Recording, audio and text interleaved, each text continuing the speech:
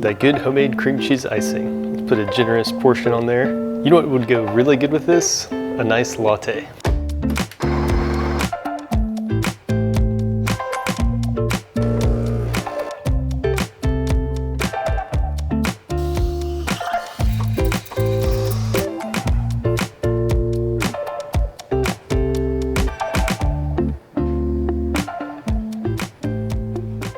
All right, now there's only one thing left to do. Give it a good taste test.